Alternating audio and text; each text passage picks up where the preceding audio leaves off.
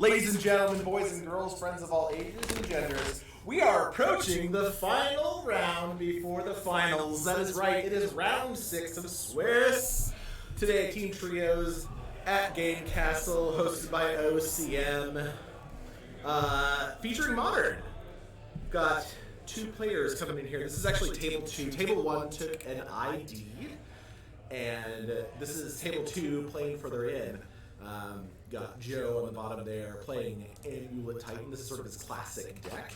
And then Dan up on top. He's been on camera before playing Mono Green Tron. This is sort of the Tron build to beat. Yeah, you were a little bit heartbroken because Joe didn't get to actually play on camera last round, but you're in luck, friend. Here we are. This man is an artist with this deck, and I am so excited to get it on camera. It is truly. Do we have the app companion app open? Truly a spectacle to watch. I sent Blake back out. Amulet Titan deck. When you have a player who's like genuinely devoted to attack in an archetype, fully understands it, plays it proficiently, and is like can just hammer it out, knows all the lines, knows how to run it, and knows how to present it to his opponent so that there's never any confusion about board state or what's happening. It's like a beautiful thing. It's like a gymnast who's like just an expert at the routine that they're doing. It's like a graffiti artist. Yeah, they're just like running out, doing their thing, doing it quick. You look at it and you go, huh, I could probably do that too. And then you try it and you cannot. Yeah. Both decks here actually representing like sort of mulliganing into a specific hand of cards. Yeah, I mean, I think Amulet Titan can keep a little bit more of a speculative hand than Tron can. Yep. So Amulet Titan wants the turn 1 Amulet. Oh yeah. I don't know. I don't have much experience playing the deck. I don't know if I think they can keep hands that don't have turn 1 Amulet. Yeah. Whereas Tron, you basically just have to keep a hand that has Tron. Yeah. The ideal turn 1 play is either Amulet or Grazer to make your second land drop. And then turn 2, the ideal hand is an Azusa Lost But Seeking that lets you play additional lands. And then you get. Aren't they playing the Dryad of the Elysian Grove now? I don't know. I think it's 4 copies of Dryad of the Elysian Grove and then like 1 or 2 Azusas. Azusas are just so good in the deck because it lets you drop the. Effectively, if you can play it without making your land drop, you can play 3 of the bounce lands and make 6 mana and just cast your Titan. Play your Titan. Yeah. Go to town. Yeah. Sure. Obviously, that's all determined. Like you have to have the amulet there. Looks like Tron is going to keep the 5-card hand, so Dan will send a couple cards to the bottom here, and then we will get started. So, Amulet Titan on the play, just going to start things off with a Valakut, the Molten Pinnacle, pass back over to Dan. Dan's got a Power Plant and a Chromatic Star. Man. And was that no second land from... Uh-oh. That's no second land from Amulet Titan. Uh-oh. Did he just tap the Valakut, make a red mana, and then pass? No, it comes in tap, doesn't it? So he has taken his second turn. No. Yes. He was on the play, right? Yeah, I thought so. Okay, so here we have, we have Grazer. So he made green mana, gets to put another Valakut in play. Because that's it's a filter land, effectively, right? Mycosynth Guardians? Yeah. And then it can also turn into an artifact. Yeah. It can turn into another copy of your Amulet. Yes. And so now, even though he missed that land drop, he was able to draw into it, play another land. Was he on the play or was he on the draw? Well, he went first. Maybe he was not supposed to go first. I don't know what happened. I think Dan was actually on the play. I think he rounded it back. Joe picked up his land and played it. Okay. So we did see sort of a... Oh. Yep, so here comes the mine, and that means Tron is online, which means Tarn the Great Creator is here. Gonna get an artifact from the sideboard. What's it gonna be, Dan? I bet it's going to be Liquid Metal Code. That's just going to allow him to start eliminating cards. Probably a safe bet. We can turn that Karu land off. Stop him from making 2 mana with it. Yep. And so unfortunately, the Amulet doesn't actually have an activated ability. It's just a triggered ability. Karn doesn't do anything. It doesn't look like Metal Code either. And a liquid metal coating is going to get cast. Colorless mana floating. Here comes a green. That's an Ancient Stirrings. We're just digging, baby. So we're on Tron. We have it in play. Unfortunately, so Dan has a lot of... He's in Ulamog now. Dan has a lot of good opportunities here. The thing is, all Joe needs is like the right draw he can win right now. So liquid metal coating is going to turn off that Simic Growth Chamber, and we will pass back over to Joe. I have a feeling, that's right, it's my boy Ulamog, and that's it for game 1. Wow. Headed to a game 2 real quick. Let's see what these players are sideboarding. We'll be right back. Be back.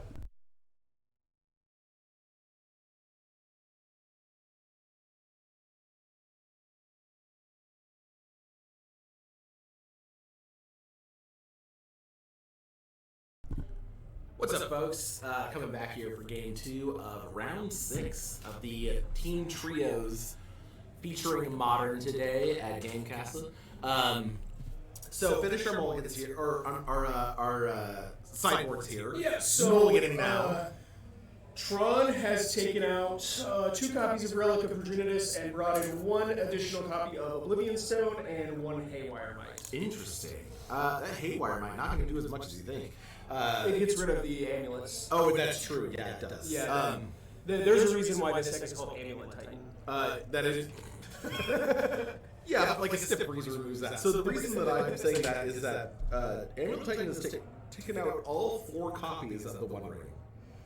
They have just taken them all out. Okay. Joe took all 4 of them out. He has brought in a copy of Swan Song, a copy of Pact of Negation, and 2 copies of Terra Sunder. That's fun. Terra Sunder card, you don't see that card very often. No. So it's 2 mana Disenchant, but also you can kick it with 1 and a black. And it exiles any permanent instead, right? Okay, so it's a 2 mana instant, 1 green, with kicker for 1 and a black. It says exile target artifact or enchantment. Right. If it was kicked, exile target non-land permanent instead. So it basically is a free way to kill, or it's a 2 mana way to exile a ring, or any problematic enchantment 4 mana and kill planeswalkers. Yeah. I don't know that he has access to black. I think it is just going to be used for the green part of it. Oh, okay. So it's just an answer to the ring. He's expecting the ring, yeah. Which, honestly, was not an issue in the last game. So it can be kind of predictable to see when the Titans are going to come. So you can hold on to your rings until you know the Titans are about to come, and then use your rings then. Yeah. Wait, okay, he's going to have 6 mana next turn. Okay, now I'll play my 1 ring, give myself a protection, and that way he can't just one-shot me with a Priming. Yeah. Or with the Valkyries. Yeah, that's the bigger issue. It's you don't even need to attack. The thing with Amulet Titan is it just needs a good draw, and you're dead. Dan just had the even nuttier draw in the last game. That's the thing. Yeah. He had, Joe was a little slow. Joe was a little slow on the start. Is this both players on a roll to 5 here? I think so. Yeah. So Joe did keep a little bit of a slower hand. Yeah. Not having the turn 1 amulet, and then also, not being able to make green mana right away for the Arboreal Grazer. That was rough. Both players going to put a couple cards on the bottom here, and we will get started with game 2. I think Joe, knowing his opponent was on Tron, had trouble justifying an additional mulligan. This is what you want to see. So we are off to the races here. Once you know your opponent has the nut, you have to keep. Right. Yeah, and this is this is the ideal opener for Joe, right? So we can potentially just go off here, right? So and it's just going to be a land and a pass. So not a great play there, but who knows? All we need now is some sort of if Joe can get to 3 mana, he can play a Dryad or an Azusa. Right. Well, I mean, what you wanted to see there was float a green mana, play a Karoo land, play an Arboreal Grazer, play another Karoo land, untap it, make 2 mana, that sort of the plays that just get out of hand. Yeah, where you just get to start making a whole bunch of mana. Where your opponent basically sits back, has a smoke and a pancake, takes a nap, lets you resolve your game actions. Smoke and a pancake. By Swiping a crepe. Bombing a blitz. I love that. Smoking a pancake. So Ancient Strings is going to find Urza's Tower. Urza's Tower is going to get played. A Beseiju is going to take... Okay. So Beseiju... There it is, yeah. The card is so good. It's cracked. It's cracked in half. So Beseiju is going to take care of this Urza's Tower. And now it's here is an additional copy of Titan. Amulet. And then just pass back, no land to play. Oh man, one singular crew land is going to make so much mana. I'm guessing Joe has like a Titan in hand, and we've got and there's this. Okay, so Dan now does have. He will have a Tron, next turn because he's able to Sylvan Scry for it. They're both playing decks that are sort of hard to play around because they're both like landish decks. Right, like difficult to interact with. He must have the Tron in his hand though, because here's a copy of the Beseiju that's going to get put into hand here. Or, maybe he's just prioritizing having the Beseiju over... what are we doing? Issue with the sleeve here, I think. Oh, the sleeve must be torn. Swapping out a sleeve. Alright, so we will head back over to Joe here. Joe... Land? Just going to pass the turn back. Woof. Yeah, Joe having a rough one there. Man, when you want to talk about mulligans, Tron mulligans beautifully. It does. I think Tron mulligans better than maybe any deck of all time. Amulet Titan does not mulligan as well as Tron does. Correct. It wants a nut hand, but it can't mulligan into oblivion. It wants a nut hand, but it needs 5 or 6 cards to be a nut hand. We saw Dan. Oh, there's a liquid metal coating again. We saw Dan win on a 0-4. Yes. And like in the mirror. Yeah.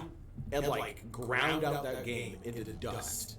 So the forest is going to get turned into an artifact here. Urza's Saga is going to come into play. Unfortunately, the forest is not going to be able to tap for green mana here. Liquid metal coating keeps it an artifact forever?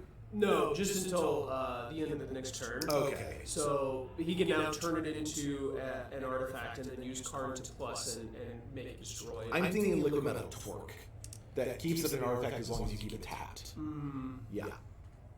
That's until end of turn. So basically you do it on your opponent's upkeep. They can't activate it. Correct. Yeah. And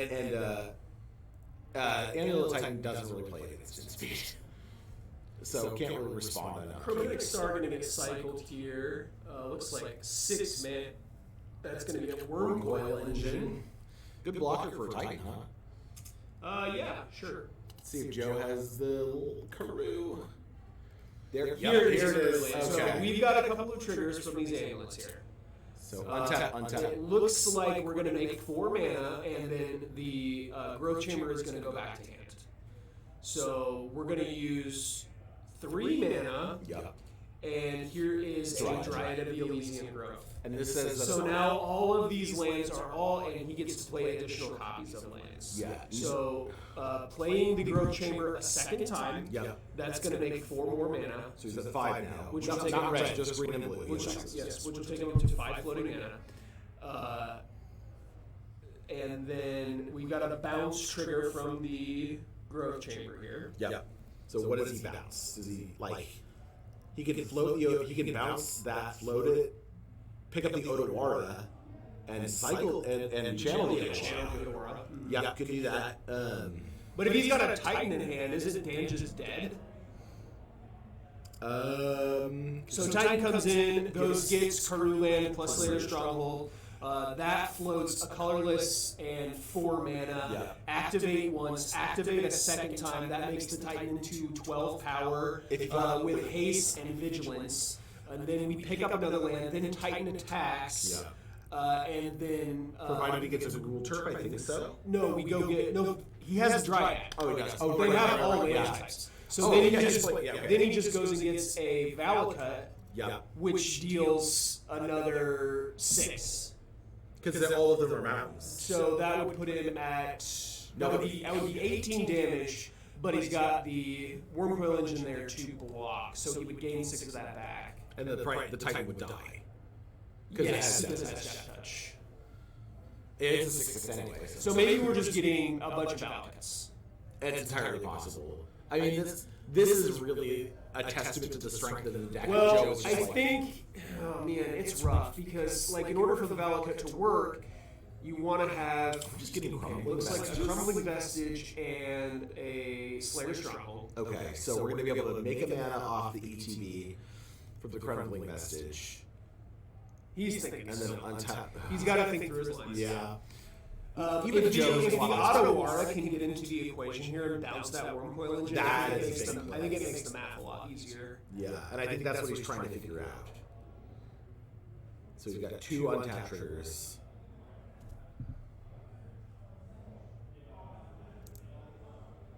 What is he doing here? Just shuffling up. So those 2 are going to come into play. He's going to make a mana off the crumbling vestige. So it makes mana on ETB. I love this card popper. This is like... Right, and then but they will each untap twice. Yep. So you can make mana of any color off of either of them. Correct. Because he is the Dryad. Okay, so he's going to use the mana it made when it come in plus the mana that it makes to give the Primeval Titan haste. Yep. Now these are going to untap again. And he has some options. So he can channel the Ottawara to bounce the Wormcoil engine. Correct. Go to combat. If it doesn't matter if he attacks his opponent or the Karn, he still gets the attack trigger, right? Correct. Okay. This is tricky. And Tron doesn't really play at instant speed much either, right? He has a we have Besagers, we have Dismembers. Okay, so here's the Dismember. Looks like Dismember is going to take out the Dryad and Elysian Growth. Not generating mana in response. Yeah, okay. So he's thinking about generating mana in response to this. He could Ottawara his own Dryad. Yeah, I don't like that. You don't like that line? No, I don't like that at all. I think we either want to activate the Slayer's Stronghold at additional time, or what I like here, I think, is just bouncing the Wormcoil engine with the Dryad. Because you're just time walking your opponent there. Yeah, and then it also lets us get 2 more lands out of our deck and kill the Karn. That is true. Looks like Bob Taylor is at the table here. You got a judge call. Have a quick question about land interactions. Because I imagine that whatever Joe wants to do by creating mana, he can do with their mana abilities. Yes. And there's not a lot that... Okay. This is a complicated one. We knew this was going to be a complicated match. It looks like the Slayer's Stronghold is going to get activated an additional. Sure, okay. So this is a 12-power hasty Titan. And that is going to... It's going to force 2 more lands out. Well, so now what he gets to do is put 2 lands into play, untap them twice, and now he can make, if he gets a blue Karun land, he can make 4 mana for the Ottawara. Right. And then he gets another land for free. Oh, that's right. So he can go get, a Teleria West, and make an additional 2 blue mana, and then bounce the Teleria West back to his hand, so that next turn, he's able to go and transmute for something. Having the double opener. It looks like a Besage. Okay. We need to be able to kill this Karn here, though. Killing the Karn is important because that liquid metal coating is going to strip minus every turn. Yeah, just don't kill one creature from play. One land from play every turn. Ugh. This is a tough one. So Dan has what, 3 cards in hand? I'm not sure. Showing the graveyard there.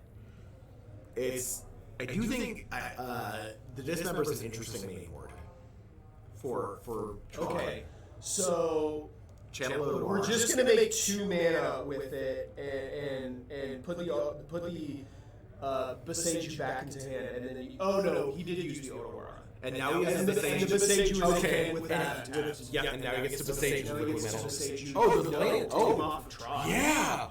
That was brutal. Now he can't replay the Wormcoil engine next turn. So this attack gets through here for 12, which is going to knock Dan down to just 4. He attacked Karn. Oh, okay, yes. Yeah, he had to kill a card. There was no. Do you ever wish that trample over planeswalkers was a thing? It is in one card.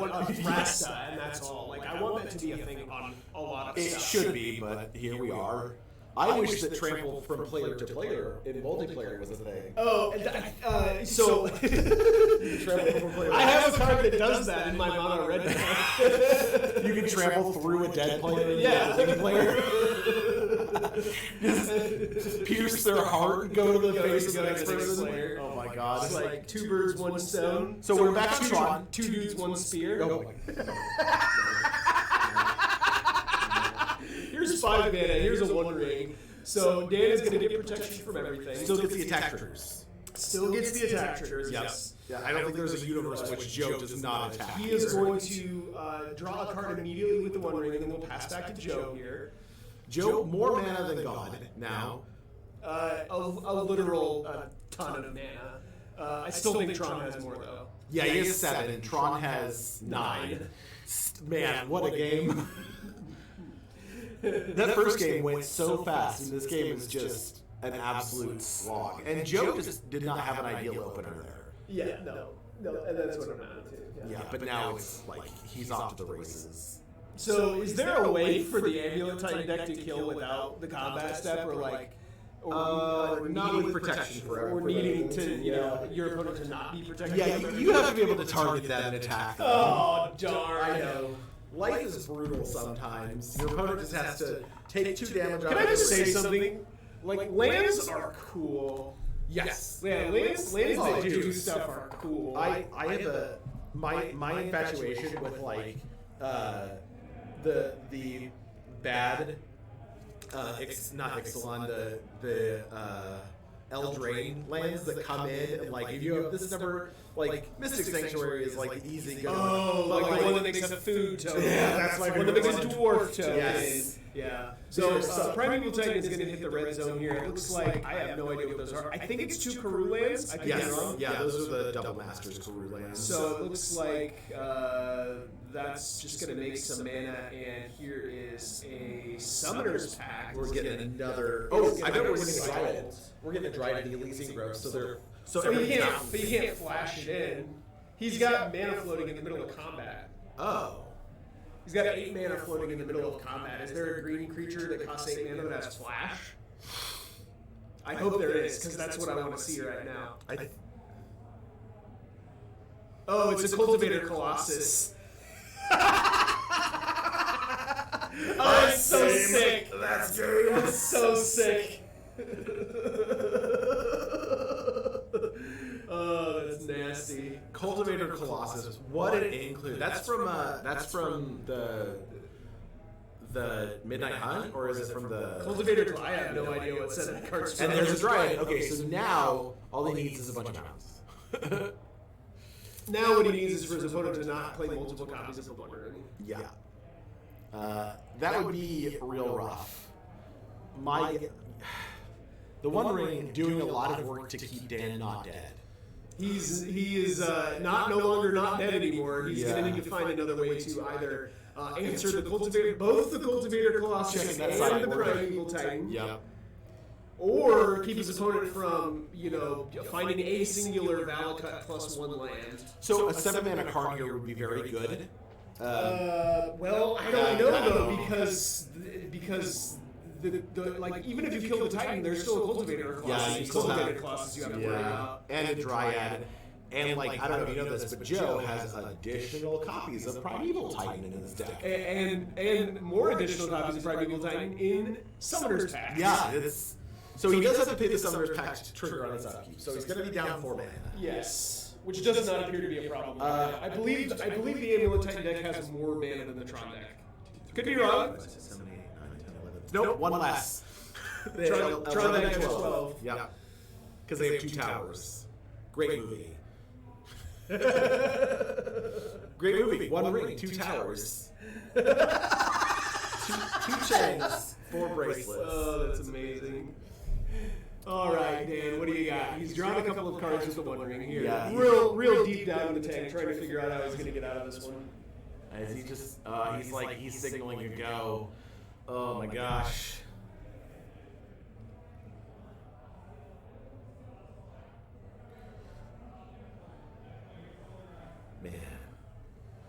This is a tense one. Yeah, Joe really going for it here. He wants this win.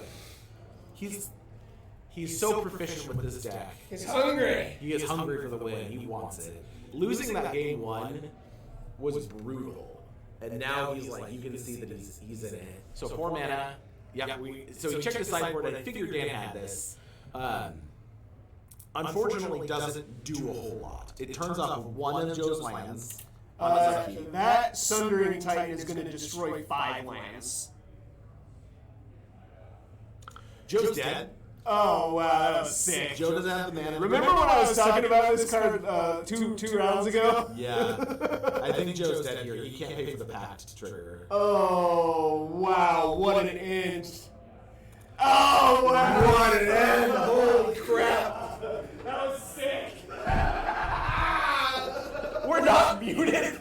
Blake's is yelling. All right, folks. Thanks. We'll be right back. Blake is losing his absolute mind here. Amulet Titan has a Trident of the Elysian Grove in play, and he's going to have a pact trigger on his Oh, because all of the lands. Opponent cards for Sundering Titan destroys all of his lands and passes back to Diner pact trigger. Thanks. Okay. All right, folks. We'll be back for the semifinals. Love you.